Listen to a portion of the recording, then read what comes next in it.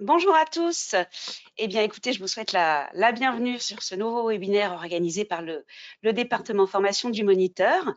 Les formations du moniteur, ce sont plus de 5000 stagiaires formés chaque année. 300, j'ai mis 250, mais c'est maintenant 300 programmes disponibles et plus de 1000 sessions de formation qui sont planifiées chaque année en présentiel ou à distance sur des formats classe virtuelle, e-learning ou encore blended learning. Donc, nous avons une large gamme de formations sur diverses thématiques et je vous invite notamment à noter les nouvelles thématiques de 2024. La thématique soft skills, une rubrique qui est dédiée à l'acquisition des compétences interpersonnelles et comportementales dans le secteur du BTP. Et puis, la rubrique numérique et intelligence artificielle, rubrique qui va nous intéresser ce matin, pour développer, maîtriser les projets de bâtiments et villes intelligentes, optimiser l'analyse de cycle de vie et intégrer l'intelligence artificielle dans la gestion de vos bâtiments. Donc, nous avons déjà 11 formations présentes dans cette rubrique. Je vous en présente 2 à l'écran liées au sujet que nous allons aborder ce matin. Donc, intégrer l'IA à chaque phase du cycle de vie des bâtiments et puis l'intelligence artificielle dans le génie civil.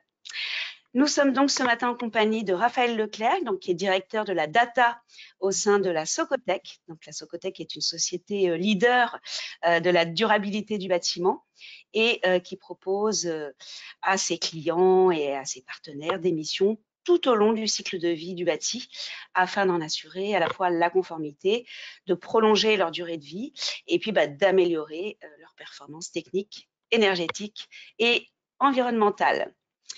C'est donc Raphaël qui va nous conduire dans les interrogations aujourd'hui autour de l'IA et de sa place tout au long du cycle de vie du bâti. Je lui laisse la parole.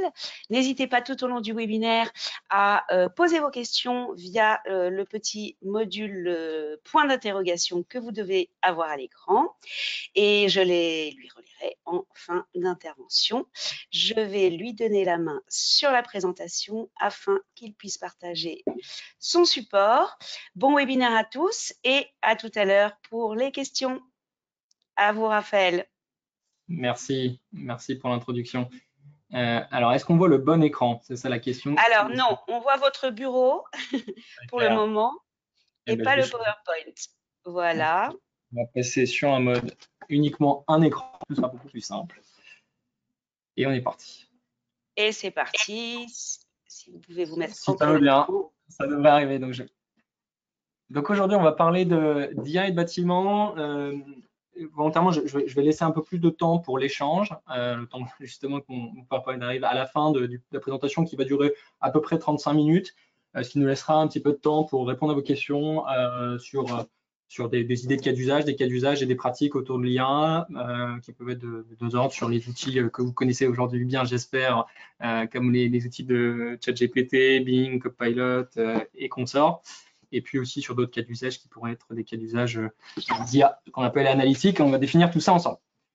Un mot juste sur Socotec, dire que aujourd'hui, la Socotec d'ailleurs, c'est une entreprise donc, de tiers de confiance. On travaille vraiment sur du conseil technique et puis de la gestion de risque.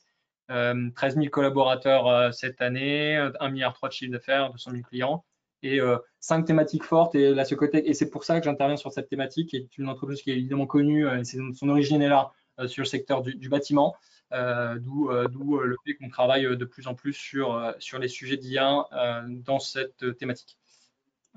Ça c'est pas ce que je voulais faire, pardon. Juste pour moi, j'ai deux casquettes. Une casquette, bien sûr, chez Socotec, où je suis directeur de la data et l'IA, et puis une casquette professeur en IA à l'école normale supérieure Paris-Saclay en génie civil, au département génie civil, où j'enseigne cette thématique.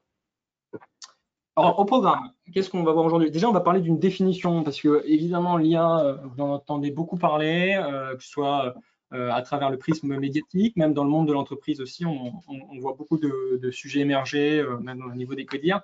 Et donc, définissons un petit peu le sujet, qu'est-ce qu'on met derrière. Ensuite, on parlera un petit peu de quelques éléments de contexte sur voilà, quelles sont les approches et les enjeux de l'IA pour le secteur d'activité du BTP. Ensuite, on rentrera dans une phase de cas d'usage. En fait, on regardera l'IA sur l'ensemble du cycle de vie des bâtiments. Et puis, on conclura sur quels sont finalement, qu'est-ce qui nous attend demain, quels sont les défis à relever ensemble dans la filière pour que l'IA se déploie plus massivement. Alors, commençons tout de suite par une petite définition. L'IA, il faut savoir que c'est un domaine scientifique, c'est une discipline scientifique au même titre que la physique est une discipline scientifique aujourd'hui. C'est une discipline certes jeune. Le terme IA est paru à la conférence de Dartmouth en 1956, donc c'est à peu près l'âge de Socotec, autour des 70 ans. Donc c'est une discipline assez jeune, mais c'est une discipline qui évolue extrêmement vite. Et je pense qu'on le voit, et les progrès qu'on a pu faire ces dernières années en témoignent. Comme toute discipline scientifique, c'est assez difficile de donner une définition à cette discipline. Alors la définition qui est finalement, qui fait un peu consensus, c'est une définition qui est un peu générique et qui dit que l'IA, c'est la capacité des machines à résoudre des tâches qu'on associe à l'intelligence humaine. Donc quand on a dit ça en général, on n'a pas dit grand-chose. Mais tous les mots sont importants, c'est-à-dire qu'on parle de tâches uniquement, hein, donc c'est vraiment des choses qui sont un peu contextualisées. Et puis on parle d'intelligence humaine, donc notre étalon finalement ici sera l'humain. Dans ce domaine, donc c'est le domaine finalement qu'on entend le plus, qu'on parle souvent d'IA. Il y a des sous-domaines. Le domaine qui est aujourd'hui le courant majoritaire, extrêmement majoritaire, il y en a d'autres hein, d'ailleurs, c'est ce qu'on appelle le machine learning en bon français, donc c'est l'apprentissage. Et cet apprentissage automatique se définit finalement comme la capacité d'un algorithme à déduire à partir de l'expérience. Donc l'expérience, ça voudra dire, on le verra après, les données et les résultats des données, au lieu d'une approche de programmation explicite. Donc qu'est-ce que ça veut dire? Programmation explicite, c'est ce qu'on pouvait faire parfois avant. C'est si j'ai une surface de bâtiment supérieure à 500 mètres carrés et que j'ai un bâtiment qui date de 1950, alors il faut que je fasse une maintenance tous les 5 ans de tel et tel équipement. Donc c'est vraiment explicitement programmé par l'humain, donc les seuils en particulier. Le machine learning va nous permettre d'aller un peu au-delà de ça. Dans ce domaine du machine learning, on a encore un sous-domaine, donc c'est vraiment un fonctionnement en poupée russe, hein, c'est le deep learning. Ça, on en attendait beaucoup parler dans les années 2010, et c'est toujours une réalité aujourd'hui, bien sûr. Ça a apparu dans les années 2010 avec les capacités de calcul.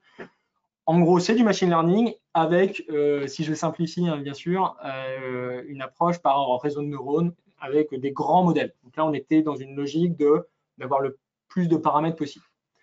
Et je rajouterai un point ici, donc ce serait un tout petit point ici. Dans le deep learning, il y a un dernier domaine qui s'appelle l'IA générative, et c'est probablement le domaine que vous avez, c'est par ce prisme-là que vous avez entendu parler de l'IA, probablement. Ce n'est pas toujours le cas pour tout le monde, mais en tout cas, pour le grand public, c'est celui-là. Derrière ça va être ChatGPT, ça va être DALL-E, ça va être Midjourney, ça va être ces algorithmes-là qui sont finalement un sous-ensemble du deep learning. Voilà pour le contexte. Alors, si on va un peu plus loin, comment ça fonctionne de manière très schématique? L'idée, c'est pas de vous faire un cours avec une approche algorithmique et mathématique, c'est vraiment juste d'initier au concept. Alors, ça, je vais y arriver à le déplacer. Alors, ce sera peut-être plus lisible. Voilà, pardon. Donc, dans le machine learning, c'est vraiment la capacité d'avoir des approches statistiques. Donc, c'est vraiment le fondement, ça reste les mathématiques hein, derrière ces modèles. Donc, ce n'est que des mathématiques, in fine. Pour donner la capacité à un ordinateur à apprendre à partir des données. Concrètement, comment ça marche? Donc, en fait, on va avoir des modèles qu'on va appeler des modèles génériques qui vont être accessibles soit via des librairies publiques. Souvent, c'est un domaine qui est très open source. Donc, on a en France, par exemple, construit une des librairies qui est le plus utilisée dans le monde, qui s'appelle Scikit-Learn, ici au plateau de Saclay. Donc, ça va être des familles de modèles. Et chacun des modèles est associé avec des jeux de paramètres. Des paramètres qui peuvent être plus ou moins compliqués. Donc, ça va être, vous imaginez une grande fonction mathématique avec un grand nombre, soit un petit nombre de paramètres, comme la fonction la droite linéaire classique ax plus b, donc où on aurait a et b comme paramètres, jusqu'à des centaines de milliards de paramètres auxquels on peut arriver aujourd'hui avec les grands modèles d'IA générative. Donc ça, c'est pour la partie modèle générique. Donc c'est un modèle générique, vous imaginez une fonction mathématique, et en fonction des classes de problèmes, je vais avoir différents modèles que je vais utiliser.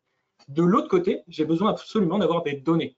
Ces données vont vraiment être nécessaires pour ce qu'on appelle la phase d'apprentissage que vous voyez au milieu, où l'enjeu, ça va être de trouver, à partir de mes données, quels sont les meilleurs jeux de paramètres. En l'occurrence A et B, dans un cas très simple, ou ou des fonctions plus compliquées. Donc, quels sont mes bons jeux de paramètres dans mon contexte et donc pour le problème que je vise à résoudre. Donc, c'est vraiment le couple modèle, générique et données qui nous permet d'apprendre à reproduire une tâche. Donc ça, c'est la première phase, c'est la phase qu'on appelle d'apprentissage.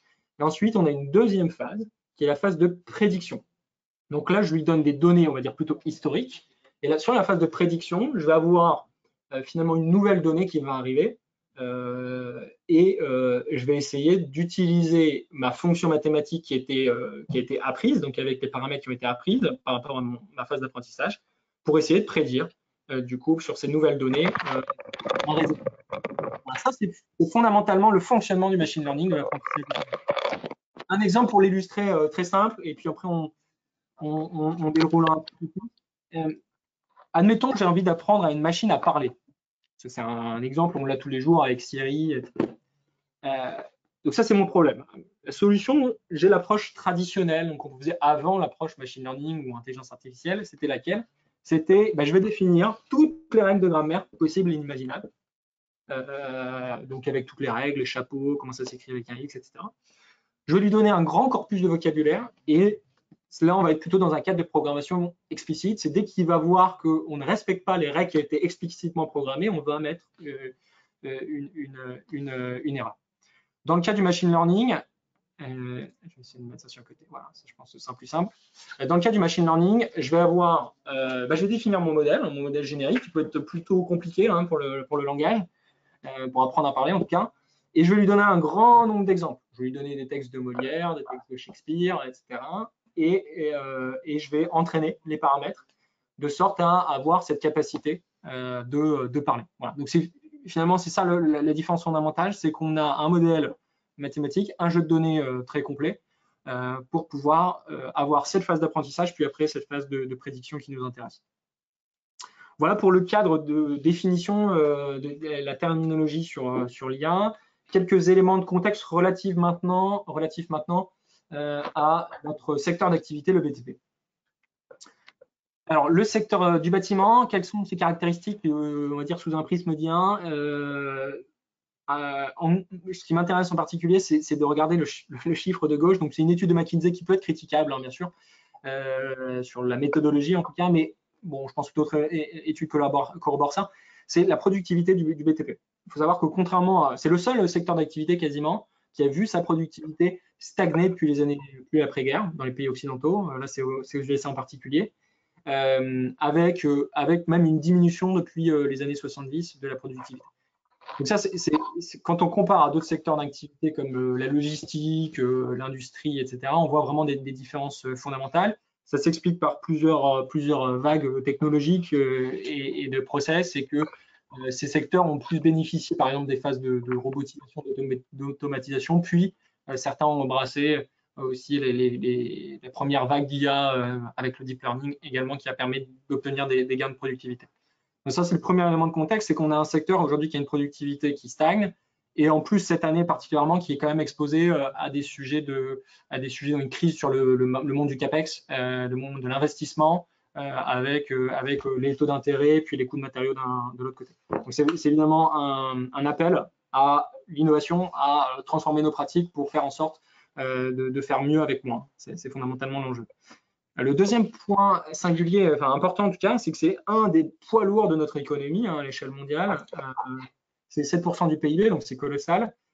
Et c'est souvent le pouls d'une économie qui va bien. Le BTP, c'est souvent aussi le pouls d'une économie qui va bien. Donc c'est un secteur stratégique pour les États, puisque finalement, faire ville, c'est faire société. Donc c'est vraiment un enjeu pour tous. Et dans un dernier point, c'est un secteur qui est vraiment au cœur, et je trouve ça aussi intéressant plutôt à titre personnel, c'est un secteur qui est au cœur des enjeux de ce siècle, des enjeux sociétaux et des enjeux environnementaux, avec, bon là j'ai cité l'accidentologie au travail, donc c'est plus risqué d'être ouvrier sur un chantier que d'être policier en France.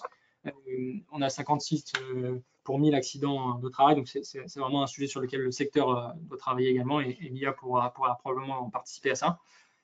Et également, les chiffres aujourd'hui sur l'impact carbone du secteur sont aussi très importants sur Proscope 1 et 2. Ça peut être jusque 35-40% des émissions de gaz à effet de serre, donc ce qui est colossal. Donc, des enjeux qui sont fondamentalement importants et un appel finalement à l'innovation par les sujets de productivité et les enjeux qui concernent ce secteur. Dans le même temps, si on regarde le secteur du BTP, une des difficultés, et ça je prends le prisme de l'IA maintenant, c'est que c'est un secteur qui est extrêmement polymorphique et extrêmement éclaté, avec des responsabilités qui sont éclatées le long de la chaîne de valeur. Avec ici typiquement la planification, les gens qui font la construction, design, etc. Et puis l'exploitation derrière. Et quand moi je vois des blocs pleins comme ça, je vois des silos de bases de données. Donc je vois des données qui ont du mal à communiquer. On en parlera, mais le BIM permet en particulier d'essayer d'adresser ce sujet de manière pas toujours complète, mais en tout cas c'était un des enjeux stratégiques du BIM pour une partie des données en tout cas. Donc voilà, c'est un des enjeux finalement, c'est cette décomposition, ce silotage de la chaîne de valeur entraîne un silotage en général de la donnée. Et donc, quand on revient à ce qu'on disait, la donnée qui est un des ingrédients fondamentaux, c'est évidemment un sujet. Ensuite, on va avoir le deuxième point qui est important, c'est que c'est un secteur qui intègre beaucoup de TPE-PME, avec des tailles d'entreprises très différentes. Donc, il y a des grands majors, les Vinci, Bouygues, et dans le même temps, on a des TPE, des PME, avec un nombre très, très important d'entreprises en France et un nombre très important de salariés. Donc ça, c'est aussi un élément important. Cette taille d'entreprise fait aussi que ça engendre une difficulté supplémentaire sur l'innovation, puisque l'innovation doit être beaucoup plus diffusée dans l'écosystème et c'est forcément des sujets de temps long. Premièrement, et aussi ces différentes tailles d'entreprise font que forcément des investissements que peut consentir Vinci, le petit artisan ne pourra pas le faire. Donc évidemment, ces sujets aussi sont importants. Et le dernier point sur les salariés, évidemment, c'est un sujet majeur puisque c'est un sujet qui concerne beaucoup de personnes. Et quand on parle d'IA, c'est un sujet bien sûr technologique, mais c'est aussi un sujet comme toute technologie d'adoption. Et plus vous avez un nombre de personnes à former qui est important, plus forcément ça prend du temps. Donc, voilà, tout ça, c'est pour moi des facteurs explicatifs aussi, potentiellement du retard finalement que peut avoir l'industrie vis-à-vis d'autres secteurs d'activité. Pour autant, le secteur ne fait pas rien. Deux chiffres pour montrer que le secteur se positionne de plus en plus sur les sujets digitaux. Déjà, il y a de plus en plus de startups. Donc, alors, est-ce que c'est un indicateur comme un autre, mais il y a plus de startups dans la constructech, la proptech. Donc là, ici, c'est ce que témoigne cet indicateur avec des investissements plus importants. Et dans le même temps, ça c'est quelque chose aussi qu'on peut voir, il y a quand même des investissements qui ont été consentis. C'est vrai que c'est plutôt vrai sur les ETI des grands groupes, mais dans la refonte des systèmes d'information. Qui dit système d'information dit capacité à générer de la donnée et donc souvent quand on refond un système d'exploitation, donc on essaie de gérer aussi la donnée pour faire en sorte de pouvoir l'exploiter par la suite, ce qui est aussi essentiel. Et donc voilà, quand on a des investissements sur la partie, on va dire, applicative et système d'information, en aval, on aura des données à exploiter, je l'espère, propres, et donc plus de potentiel sur le développement de l'IA. Dans l'IA, alors l'IA dans le BTP, donc c'est un secteur c'est un sujet plutôt émergent, et pour autant émergent, quand on parle évidemment de sujets technologiques, il faut regarder du côté d'abord académique, puisqu'après ça part en général de là, puis après ça se déverse progressivement dans l'industrie. Si on regarde juste les publications scientifiques avant ChatGPT, alors j'ai pas les chiffres, j'ai pas réactualisé les chiffres après, mais alors, je vais y arriver à décaler. Voilà, je vais le mettre là, je serai tranquille.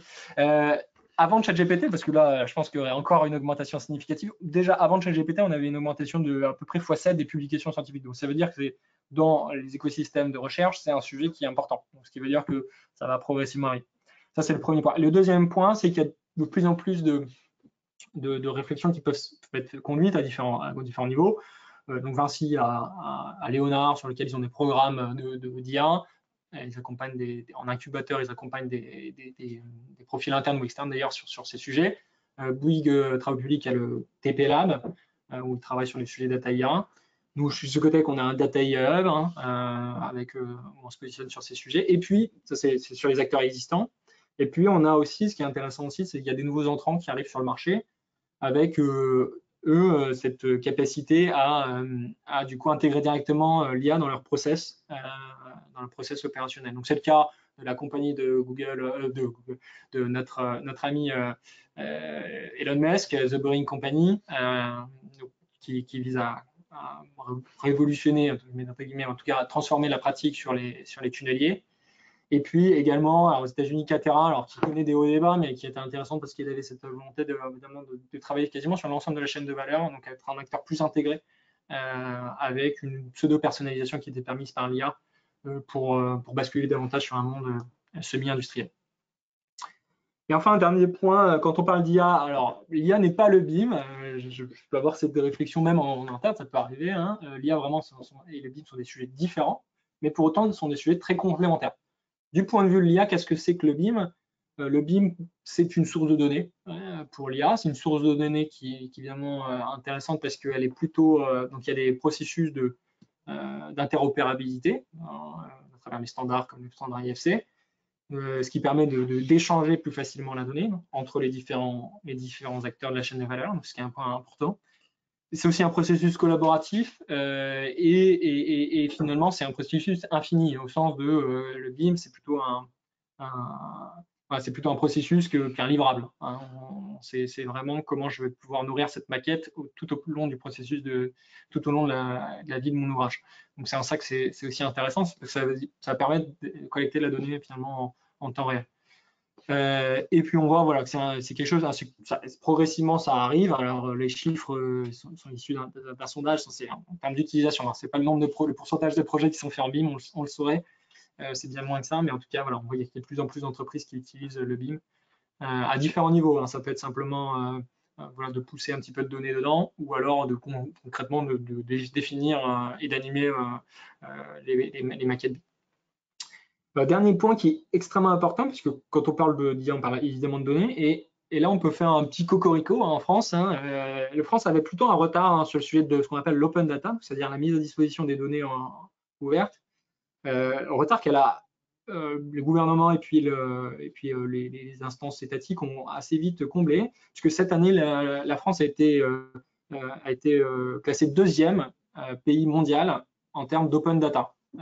Ça s'était traduit par exemple par cette année, en 1er janvier 2024, Météo France, pour la première fois, a mis en accès ses prévisions météorologiques. Donc, qui est évidemment un sujet pour le BTP, hein. Par exemple, les sujets météo sont toujours importants chez nous. Donc voilà, donc ça c'est un premier point. Donc on est dans un pays aujourd'hui qui promeut l'open data, et ce qui est une bonne chose pour nous et pour le développement de l'IA. Avec différentes thématiques qui peuvent nous intéresser. Donc, dans l'open data, vous pouvez trouver des informations sur l'urbanisme, sur les bâtiments. Le CSTB fait en ce sens un travail important, par exemple sur la base nationale des bâtiments, sur les sujets de l'eau aussi, qui peuvent être importants, enfin qui sont des sujets importants pour notamment les sujets géotechniques en particulier, hein, je pense. Les sujets environnementaux, bien sûr, avec les sujets de qualité d'air, qualité d'eau, qui sont aussi importants pour nous. Et puis les sujets météo, de géosciences au sens aussi qualité des sols, et les sujets de biodiversité, où on a un certain nombre de données aussi qui sont mises en accès libre.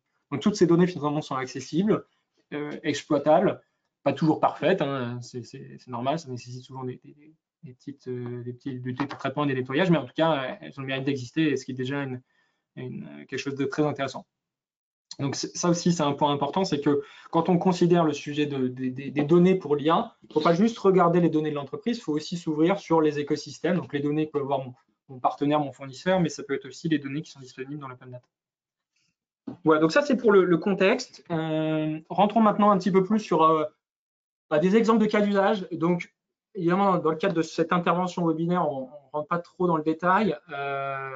Ça va être un petit peu différent sur les formations qui sont plus longues, que ce soit celle du moniteur ou que je peux animer par ailleurs, où on a évidemment un peu plus le temps de rentrer dans les détails, même de pratiquer un petit peu plus l'IA. Là, ce sera un petit peu portfolio de cas d'usage pour donner des idées de ce qui est possible et de vous témoigner finalement de quelques exemples d'utilisation de l'IA à différents niveaux du cycle de vie.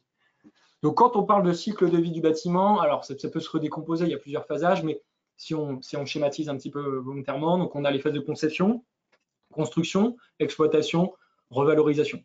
Les 4 grandes phases sont importantes, bien sûr, d'autant plus quand on passe d'un monde de CAPEX à un monde d'OPEX, hein, où l'investissement on va dire, sur le neuf est plus compliqué que dire, la revalorisation de patrimoine plutôt existant.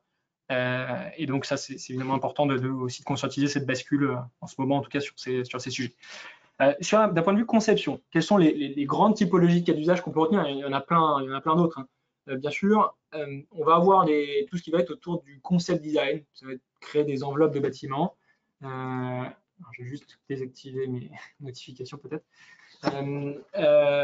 Donc, construire des enveloppes de bâtiments. Je vais avoir aussi des sujets de ce qu'on va appeler le generative design, qui va être la capacité à proposer on va dire des brouillons de conception, ce qu'on peut de plus en plus faire avec les modèles. Ensuite, il va y avoir les familles qu'on va appeler les métamodèles. Je donnerai un exemple pour l'expliquer, qui vont être, par exemple, pour ceux qui travaillent dans des bureaux d'études, ça va être la capacité à remplacer un modèle aux éléments finis ou aux différences finies, par exemple, par un modèle d'IA dans un contexte très particulier, bien sûr. Donc ça, c'est pour la phase de conception. Il y en a bien sûr bien d'autres. Hein. C'est pour donner quelques illustrations. Sur la phase de construction, évidemment, il va y avoir tous les sujets qu'on peut retrouver dans le secteur plutôt industriel autour de l'optimisation des process. Par exemple, la supply chain. Il y a beaucoup de sujets autour de la supply chain. Il y a également des sujets liés à la sécurité, qui est pour moi un sujet intéressant pour le secteur. Sécurité des travailleurs, au sens de détection de situation, hein, on le verra après. Des sujets pendant la phase de construction, m'assurer que mes phases chantier sont conformes à ce que j'attendais en phase conception, donc ce qu'on appelle le model updating, donc faire en sorte que une donnée, par exemple, mesurée par un capteur pendant la phase de construction est conforme avec ce que j'attendais sur ma théorie, donc avec tout le cadre d'hypothèse qui est associé à ces modèles. Et puis, détection aussi d'anomalies, ça peut être des anomalies de chantier de situation à risque ou potentiellement j'ai un risque d'effondrement dans une certaine phase dans un certain phasage chantier, ou ça peut être des anomalies plus au sens de détection de conflit de planning ou ce genre de choses. Ça, c'était générique. En phase exploitation, cette phase est assez, je fais un petit focus, cette phase est particulièrement intéressante. Pourquoi? Parce qu'elle est plus longue dans le temps et quand on travaille sur un objet comme un bâtiment, on travaille dans le temps long, fondamentalement. C'est la même chose sur les ouvrages d'art ou toutes nos infrastructures. Et donc, fondamentalement, on va naturellement collecter plus de données et des données qui seront dans un cadre qui va être plus reproductif. Donc, la notion de cinétique sera beaucoup plus importante dans le cadre d'exploitation qu'elle peut l'être dans une phase de construction où ça peut être un petit peu plus court. En phase d'exploitation, on peut avoir tous les sujets autour de l'inspection augmentée, c'est-à-dire d'aller relever des défauts, les structurer, les archiver et d'assister à cet acte de relevé et puis de faire potentiellement des pré-analyses. Est-ce que c'est grave? Par exemple, une fissure dans une habitation, est-ce que c'est grave ou pas? C'est vrai qu'on se pose souvent les questions, alors qu'il y en a qui sont parfaitement normales. Et puis des sujets autour de, bien sûr, la consommation énergétique, qui est un sujet qui est évidemment important et fondamental pour le secteur. Et puis ça va être aussi tous les sujets de maintenance. Alors, comment j'optimise ma maintenance, mes plans de renouvellement d'équipement et de manière globale ma maintenance. Donc elle peut être conditionnelle, elle peut être prédictive, il y a différents niveaux. J'avais d'ailleurs animé des webinaires sur cette thématique de maintenance et quelles sont les différences entre les différentes typologies de maintenance qui peuvent exister, conditionnel, prédictif, prescriptif. Et en aval de tout ça, c'est tous les sujets de revalorisation. Donc ça peut être les sujets de dépollution de site, hein, quand un site transforme une friche industrielle en logement d'habitation. Donc comment j'optimise la dépollution de mon site, comment je travaille aussi sur la gestion des déchets pour identifier quelle est la typologie de déchets, puis essayer de le réemployer. Voilà, il y a aussi des choses qui peuvent être faites en ce sens avec l'IA. Donc un panel assez large, et puis je vais donner des exemples un peu plus concrets, donc des focus qu'on appelle un cas d'usage, qui est en général la brique élémentaire de travail en IA, c'est le cas d'usage, c'est une utilisation, donc c'est une tâche, si je reviens à la définition qu'on avait donnée précédemment. Exemple pour, on va dire, les promoteurs immobiliers. Donc j'ai essayé de dresser un portfolio pour différents métiers. Il y en a un que vous connaissez tous, et c'est un des modèles d'IA analytique assez classique maintenant, hein, c'est typiquement la prédiction de la valeur du bien, hein, sur un certain nombre de critères. Donc ça, c'est fondamentalement des modèles d'IA qui tournent derrière. Donc ça soit en vente, soit en location. À tel point qu'il y a une startup qui s'appelle Open Door.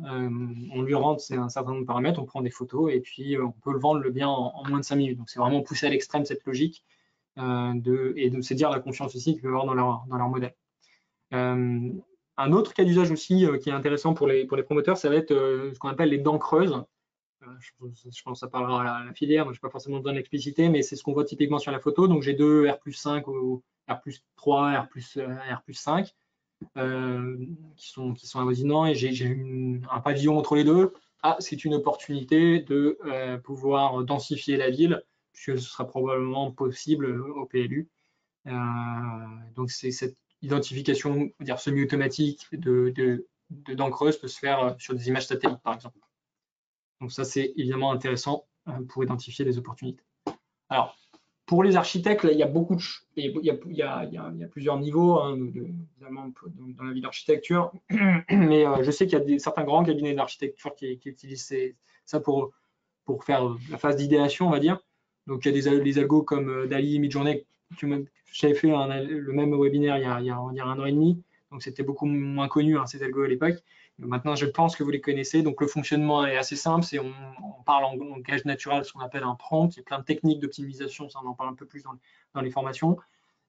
Et puis, en sortie de ça, on va générer des images qui peuvent donner, on va dire, des idées après pour après affiner la conception du bâtiment, de l'ouvrage.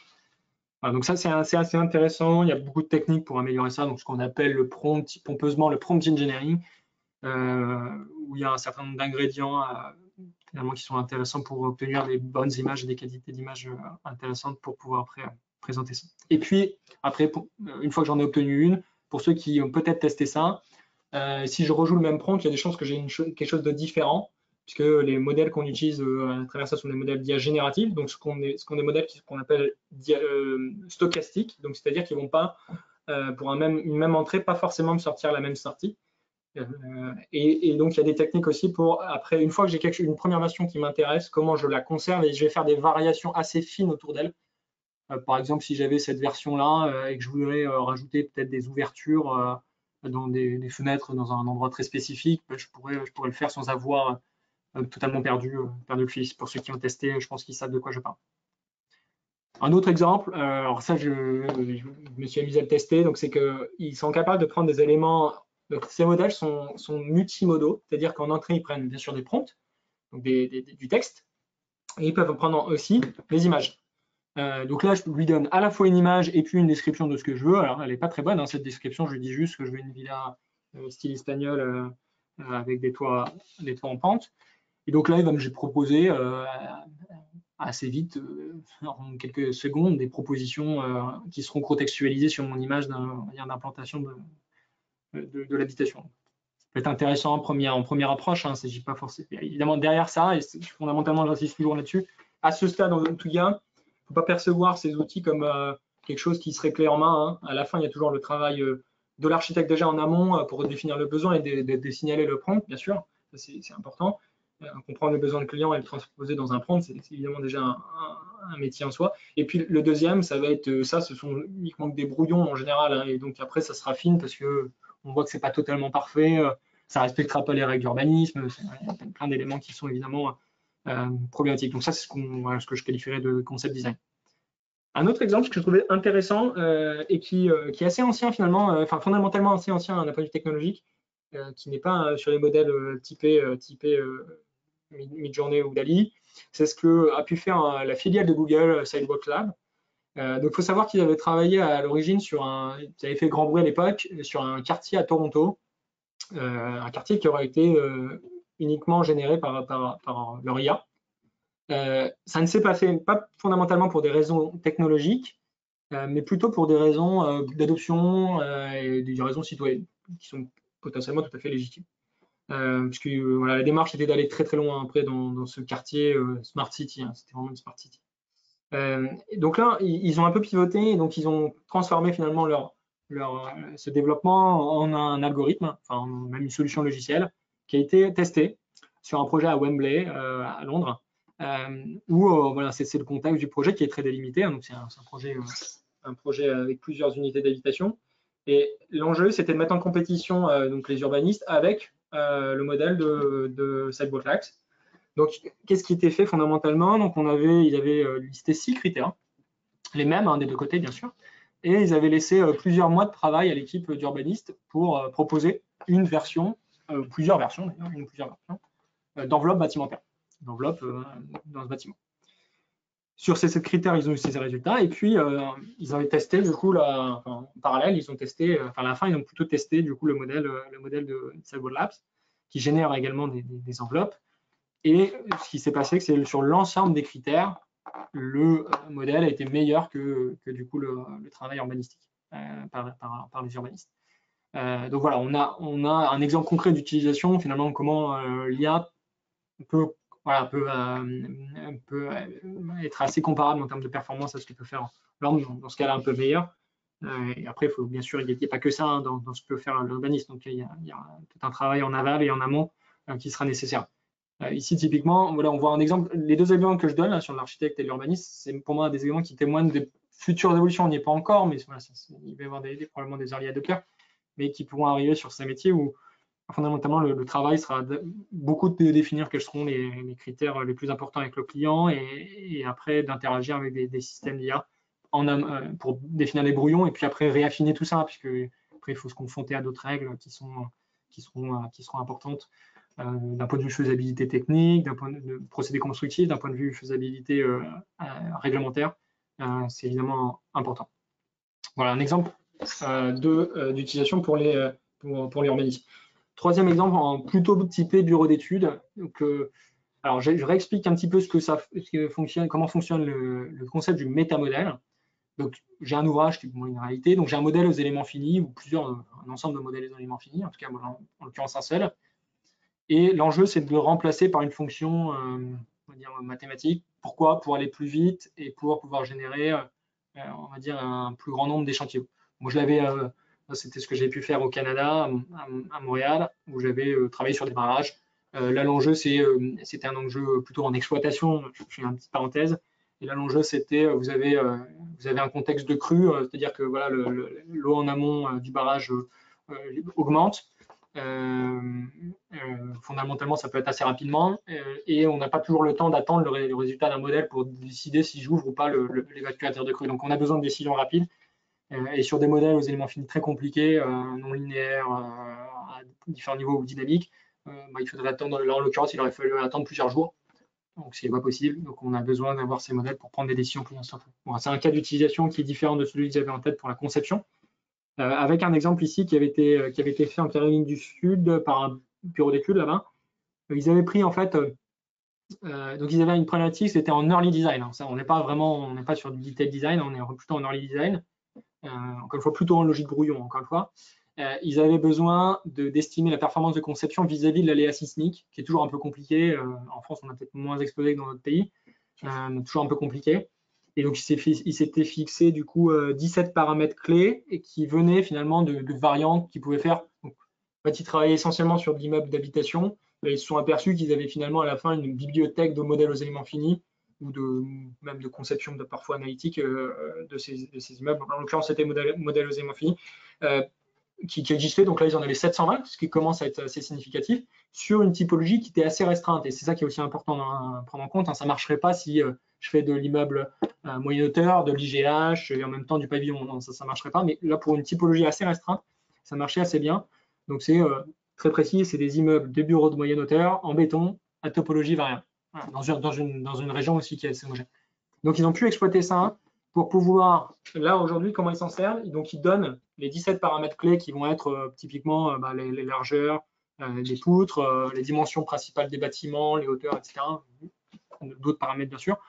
Et ils auront un estimatif de si c'est conforme ou pas à l'aléa sismique locale de Charleston en Caroline du Sud. Voilà, un exemple très concret d'utilisation pour eux aller vite en phase de early design et gagner du temps sur ce phasage. Phase construction maintenant, j'en parlais tout à l'heure, sécurité des travailleurs. Ça, c'est des exemples plutôt laboratoires, mais ça se diffuse de plus en plus sur le terrain déjà. C'est détecter des situations dangereuses. Un des sujets, je discutais notamment avec l'OP BTP, c'est qu'en fait aujourd'hui on arrive en particulier à un plafond. On met quand même le secteur met quand même investit beaucoup d'argent et puis de temps sur le sujet de la sécurité des travailleurs. C'est souvent d'ailleurs sur les chantiers le premier point qui est évoqué des réunions de chantier. Pour autant, on arrive à une sorte de plafond. Hein. Si on regarde l'accidentologie, on n'arrive pas à baisser, même si on consent encore plus d'investissement, on n'arrive pas forcément à franchir une sorte de plafond de verre qu'on a aujourd'hui. Et donc, ça pose la question de transformer, d'augmenter encore, de changer un petit peu les pratiques pour encore aller plus loin dans cette sécurité. Donc là, typiquement, il peut y avoir l'utilisation de caméras sur les chantiers pour détecter des situations à risque. Ça peut être typiquement l'utilisation d'échelles sur le Grand Paris, qui est quelque chose d'interdit. Ou typiquement des cadres d'utilisation assez dangereux. Ça peut être des sens de circulation qui ne sont pas respectés, etc. Donc, voilà, toutes ces situations-là, évidemment, on pourrait se dire ça peut être une posture de flicage, et puis certains ils verront justement ce sujet-là. Fondamentalement, on peut, en IA, totalement prêt à minimiser la situation et juste obtenir des grandeurs quantitatives, par exemple hebdomadaires ou mensuelles, en disant bah, voilà, j'ai eu 500 situations de non-port de pays dans des zones de travail, j'ai eu 50 utilisations d'échelle. Et c'est intéressant parce que ça te donne du quantitatif. Parce que chez Socotec, on a des préventeurs sécurité. Fondamentalement, je sais bien que quand le préventeur il est là, tout le monde a ses EPI et tout le monde respecte les règles. Et c'est pas toujours le cas, mais c'est souvent le cas. Et donc, comment on va plus loin? Eh bien, évidemment, en ayant quelque chose qui permet d'aller un peu plus loin, d'avoir un suivi plutôt temps réel, tout en respectant les critères RGPD, bien sûr. Deuxième sujet, c'est les sujets en anomalie, phase de construction. Un exemple très concret, ça avait été fait sur un immeuble en bois. C'était à Tours, mais je retrouve le lien de la publication scientifique. Donc là, on était plutôt en phase de recherche, hein, d'ailleurs. Et là, c'était sur ces immeubles en bois qui sont plutôt on va dire nouveaux pour le secteur en France, même si on en fait depuis des années dans notre pays, au Canada, le bois, c'est extrêmement répandu. Il y a quand même ce sujet voilà, de détection de moisissures, par exemple, dans les prémices de la construction, et puis après en phase d'exploitation. Et donc voilà, on peut mettre des capteurs. Et fondamentalement, un des problèmes, si on regarde, j'explicite un petit peu plus en détail à quoi l'IA sert, concrètement, on va avoir ici un pourcentage d'humidité relative, souvent c'est ce que mesure le capteur. La problématique, c'est que vous voyez, c'est qu'il y a des cycles de saison, il y a même des cycles journaliers, hein, le jour et la nuit, donc on va avoir des variations. Et en fait, on ne peut pas fonctionner comme on fait pour d'autres grandeurs, avec un seuil qu'on se fixe en tant qu'analyste. Et puis même, il faudrait, comme on travaille plutôt, ça peut toujours un sens, 5% d'humidité, c'est assez difficile à savoir si c'est impactant ou pas. C'est plutôt la variation qui est importante. Et donc, en ce sens, on a besoin de techniques d'IA qui permettent de détecter des situations anormales. Et donc, là, si on zoome, typiquement, voilà, il y a eu un changement de cinétique dans la manière dont évaluer. Alors, on le voit plutôt ici, hein. Donc là, on était sur quelque chose qui était plutôt stable. Et après, là, il y a eu un changement de la cinétique. Donc, ce qui veut dire qu'il y a eu probablement un changement de régime, entre guillemets, sur cette poutre, en l'occurrence. En phase d'exploitation, donc nous, on a un projet Sophia chez Socotec. Je vais parler de ce cas d'usage parce que je le connais bien. Qui permet de faire de la détection des défauts. Donc, ça peut être des fissures, comme vous voyez ici. On a environ 13 défauts qu'on peut classifier. Puis, on peut aussi ce qu'on appelle les segmenter. Donc, ça, c'est des vocabulaires, on va dire, en IA. Donc, classifier, ça veut dire à la fin, je dis que sur l'image, c'est une fissure. Et segmenter, c'est de ce qu'on voit là, c'est-à-dire détourer la fissure et lui dire elle fait 0,3 mm d'ouverture et elle fait 1,50 m de large. Donc, pourquoi c'est important ça? Parce que quand on fait des inspections, donc ça peut être à plein de niveaux, hein, ça peut être, il y a parfois des inspections réglementaires dans certains domaines, comme le sujet des ponts, mais ça peut être également pré-travaux et post-travaux, hein, ça peut se faire beaucoup dans notre pays, je pense particulièrement dans les pays anglo-saxons, où on va avoir la quantification avant les travaux et après les travaux d'une structure avoisinante pour voir si les travaux ont augmenté, par exemple, l'ouverture de la fissure, les dimensions de la fissure. Donc finalement, on rentre en litige. Et typiquement, voilà, ça permet de fiabiliser une mesure qui souvent faite, pour en avoir fait par le passé des inspections, qui n'est pas toujours parfaitement faite, surtout à la fin de la journée. Voilà, donc ça, c'est un exemple très concret d'utilisation de l'IA. Donc en fait, c'est une photo, donc ce qu'on appelle la computer vision. On va détecter ensuite un défaut sur l'image, même le noter, lui dire est-ce que c'est grave, pas grave.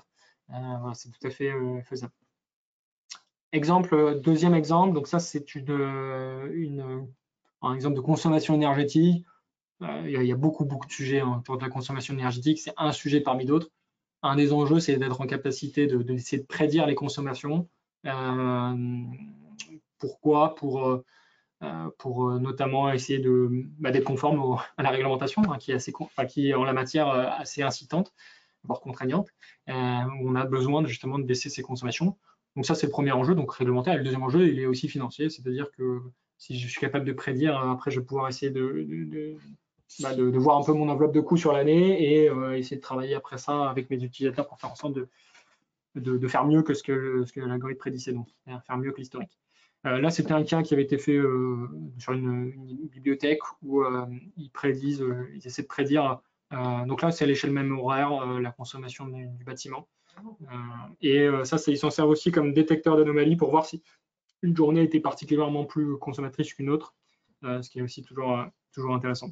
Donc là, en l'occurrence, ils avaient 50 données avec une fréquence de 30 minutes. Donc c'était des capteurs supplémentaires qui avaient été rajoutés. Une base de travail, c'est déjà de travailler avec les compteurs électriques standards. Et plus on a un équipement fin, plus des capteurs à différents niveaux, donc sur des compteurs plutôt divisionnaires, plus on peut après estimer finement aussi et d'avoir plus de levier puisqu'on travaillerait potentiellement à l'échelle des usages. Et en ce sens, il y a une petite parenthèse, il y a un autre cas d'usage sur lequel on a travaillé chez Socodec qui s'appelle le NILM, donc qui vise à prédire, on va dire, à l'échelle de quel équipement, à partir d'un Linky, un compteur Linky, essayer de prédire, ok, bah, c'est plutôt les équipements, les ordinateurs qui consomment de l'ordre de 30%, c'est plutôt les micro-ondes, les frigos, etc., d'avoir par usage et par équipement une consommation estimée, bien sûr estimée, qui est aussi intéressante. Alors, je vais passer assez vite parce que je vois le temps de cours, je vais laisser plus de temps en question. Donc, sur les détections de crues aussi, qui peut être un sujet un peu connexe, mais qui est important. En phase de démolition et revalorisation, l'enjeu, c'est principalement sur les déchets. Donc, il y a deux sujets majoritaires. C'est déjà d'identifier un déchet. Qu'est-ce que c'est? C'est pas toujours très simple. Le deuxième, c'est d'essayer d'avoir une sorte de grandeur sur sa qualité, son état structurel pour savoir son potentiel de réemploi.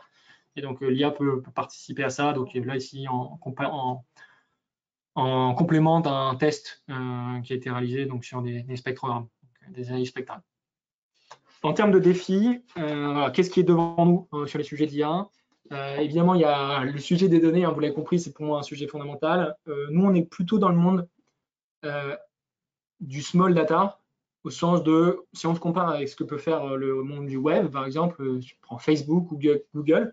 Google, il faut savoir qu'il monitore les comportements au clic, donc c'est-à-dire tout la position de ma souris en temps réel. Donc, je vais avoir une base de données qui me dit la position en pixels de mon pointeur. C'est une donnée qui est énorme en termes de volume. Ça leur permet d'optimiser la position des bannières publicitaires. Des centaines de millions d'euros que le monde investit dans ces sujets, qui est fondamental. Et puis, nous, on est dans un domaine plutôt opposé, c'est-à-dire que la donnée, elle est plus chère chez nous, puisque les contextes bâtimentaires fait qu'un bâtiment, ça coûte évidemment assez cher. Et par exemple, des données de capteurs, ça coûte aussi assez cher, même si ça se démocratise de plus en plus. Le BIM va probablement accélérer aussi ce sujet en favorisant ce que je disais tout à l'heure, l'interopérabilité des deux. Deuxième sujet, et c'est un sujet qui est aussi important, parce que je disais, c'est pas que technologique, c'est le sujet les sujets de l'adoption. C'est-à-dire qu'on est quand même dans un domaine qui est traditionnel, plutôt peu enclin à l'innovation, ça c'est en tout cas dur. Et ça, c'est raison. C'est-à-dire que ce que j'expliquais avant, c'est fondamentalement des facteurs explicatifs, la diversité des profils d'entreprise, la taille d'entreprise, le nombre de salariés, le fait aussi qu'on travaille sur du risque. Un bâtiment qui tombe, c'est des vies humaines en jeu. Alors que l'optimisation d'un clic, si je ne clique pas sur la pub, c'est pas très grave fondamentalement. Donc c'est aussi important de le conscientiser et de l'avoir en tête quand on développe des systèmes d'IA. Et puis le corollaire aussi de ça, c'est que les talents en data, fondamentalement, il y a quand même une crise sur ces talents-là. Ils ne vont pas de prime abord aller vers ce secteur d'activité, vont aller davantage dans des secteurs plus tech, entre guillemets. Et en aval, fondamentalement, le sujet de l'explicabilité, l'interprétabilité et l'explicabilité, qui sont des concepts un petit peu différents mais connexes, qui sont extrêmement importants pour nos secteurs d'activité, puisque, je le disais, c'est des vies humaines en jeu. Donc, s'il y a un problème, on doit essayer d'être en capacité dans le meilleur des cas, de comprendre pourquoi on a pris cette décision, si c'est une décision de maintenance, par exemple. Donc, ça, c'est aussi un verrou potentiellement. En conclusion, et je terminerai sur ça, ça nous laissera un peu de temps pour les questions. Déjà, l'IA impacte déjà le cycle de vie du bâtiment. C'est utilisé, on va dire, on ne le voit pas toujours, mais c'est utilisé partout dans des processus métiers. Et c'est comme ça, dans un premier temps, qu'il faut le voir. Il n'y aura pas d'IA généraliste qui va tout bouleverser comme ça du jour au lendemain. En tout cas, ça va grandement participer à l'amélioration de la productivité et de la réponse aux enjeux environnementaux. Le deuxième point, c'est que tous les acteurs, et c'est bien, je pense, une diversité, j'ai vu dans la profil des inscrits une diversité d'acteurs, tous les acteurs doivent s'emparer de ce sujet, que ce soit les grands groupes, les ETI et les PME. C'est pas qu'un sujet, ça doit pas être en tout cas qu'un sujet de grand groupe de CAC 40. L'idée, c'est qu'il faudrait que ça se diffuse pardon, dans l'écosystème. Et le dernier point qui est pour moi fondamental, l'IA à la fin des fins, et c'est ce que je voulais montrer en réexpliquant les décisions, enfin comment ça, les définitions, pardon. Vous avez vu, c'est des modèles mathématiques et des données qui ont permis de construire ces modèles. Donc à la fin, ce sont des mathématiques, des stats, et donc ce n'est qu'un outil, ni plus ni moins.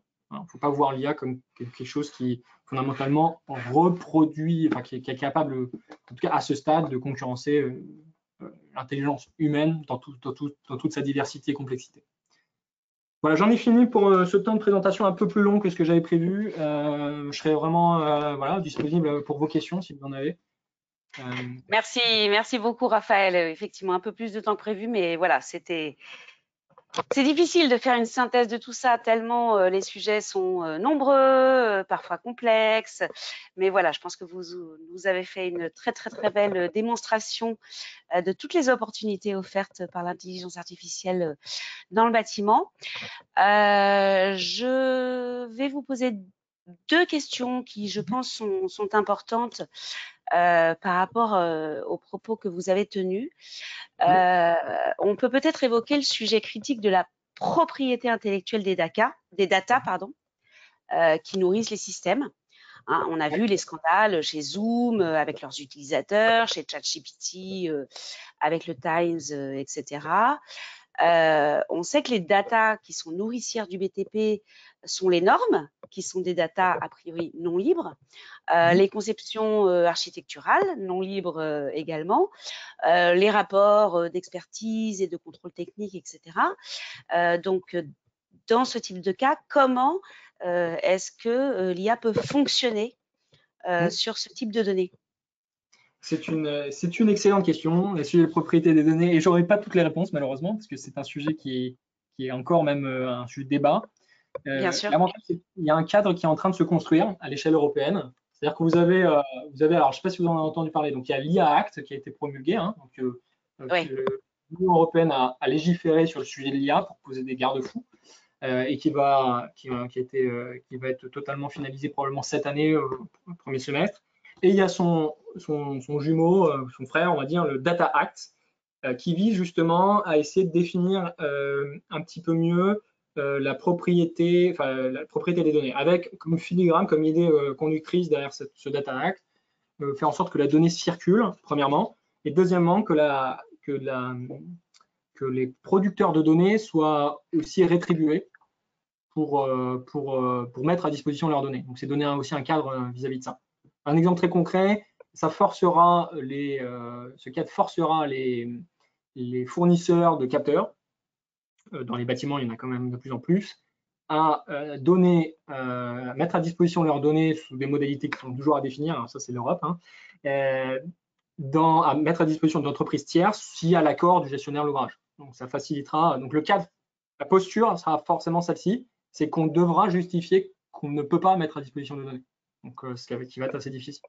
Donc fondamentalement, la réglementation va nous favoriser ce sujet qui va être que pour un certain nombre d'items, la donnée va circuler. Donc ça, c'est une première partie de réponse à la question. Deuxième partie, c'est que ça ne résoudra pas le sujet par exemple, des modèles aux éléments finis ou des plans ou des rapports de contrôle technique, etc., qui sont finalement au niveau des organisations. Souvent, ce que j'aime à dire, c'est à la fin, c'est celui qui paye, finalement, le client final. Normalement, il a un droit d'usage sur ces données-là, puisqu'il les a payées, donc il a le droit d'obtenir ces données. Donc, ça, probablement celui qui aurait cette possibilité d'être l'agrégateur, ce sera le propriétaire / exploitant des bâtiments. Et donc ça, je pense que juste déjà, ils doivent le conscientiser et après, peut-être l'exploiter par la suite. Donc ça, c'est le premier point. Et après, troisième point pour développer encore, il y a aussi des sujets dans la filière. La filière est consciente de ça. Et il y a des projets d'innovation où, dans certains cadres et contextes, on essaiera de faire circuler la donnée entre les différents acteurs. Donc comme ça peut avoir été fait dans d'autres secteurs d'activité. Donc c'est une réponse partielle évidemment, mais tout n'est pas très clair aujourd'hui pour l'IA en général, bien sûr. particulièrement sur notre secteur. Merci pour cette réponse, certes partielle, mais complète malgré tout. La deuxième question que j'avais, c'est effectivement, est-ce que l'IA peut optimiser les espaces en fait pour favoriser l'autonomie des PMR, Ouais, donc des personnes à mobilité réduite, et donc le confort des usagers au sein du bâtiment? ouais, c'est une bonne question. Est-ce que c'est en phase de conception, plutôt, dans l'idée de concevoir l'espace, un space planning, on appelle ça en bon français? Oui, si oui, tout à fait. C'est des sujets sur lesquels l'IA peut en tout cas proposer des plans d'aménagement des espaces qui seront contraints sous un certain nombre de règles, les règles PMR par exemple, les règles incendie, les bruits aussi, hein, le bruitage, Mhm. un sujet aussi intéressant pour les espaces tertiaires par exemple. Donc oui, c'est des sujets sur lesquels l'IA sera assez pertinente. Pourquoi? Fondamentalement, pourquoi?